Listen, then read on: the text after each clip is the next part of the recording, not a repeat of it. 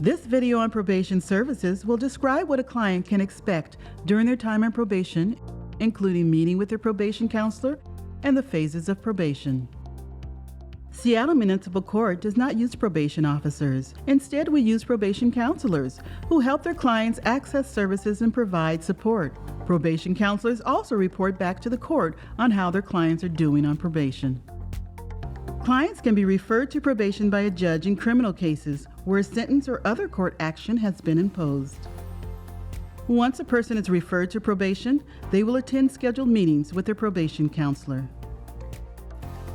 During these meetings, a probation counselor works with their client to understand their current situation, background, barriers, and needs. If the client is a non-English speaker, interpreters will be available. The probation counselor will also cover the court order requirements, like how to check in and communicate with a probation counselor, the case plan, and the phases of probation. Court order requirements are the things a client must do while on probation. Following these requirements is called being in compliance. A case plan is a document that details both the client's probation requirements and their personal goals and needs. Case plans guide and focus counselor and client interactions towards a successful outcome. Case plans take into account issues such as substance abuse, mental illness, homelessness, and access to basic human needs. There are 3 phases of probation. Each phase has a 90-day mandatory period before a client can move to the next phase. Clients move from phase to phase by staying in compliance. In phase 1, clients meet in person once a month with their probation counselor for the first 90 days. These meetings can take up to an hour. After 90 days, the client will move to phase 2 if they remain in compliance, such as meeting with the probation counselor when scheduled, following through with required classes or programs, and avoiding new criminal law violations.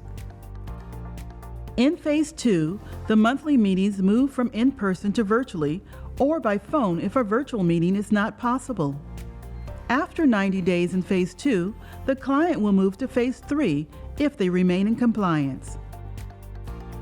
In phase 3, the client is no longer required to meet with the probation counselor, but they are still required to continue with all other probation requirements.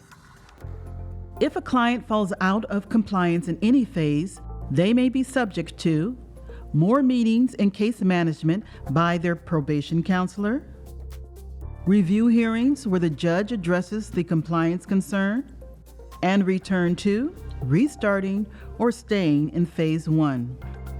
While any form of non-compliance can impact probation, major violations such as new criminal law violations, alcohol-related ignition interlock device violations, and prohibited victim contact will result in hearing with a judge and may return the client to phase 1. Our goal is to support clients to complete probation and develop the life skills and community support necessary for lifelong success. A resource hub within the courthouse called the Community Resource Center offers connections to services that address personal challenges that interfere with a client's success.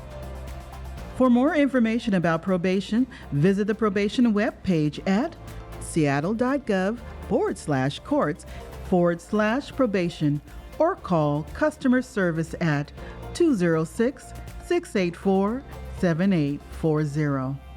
Thank you.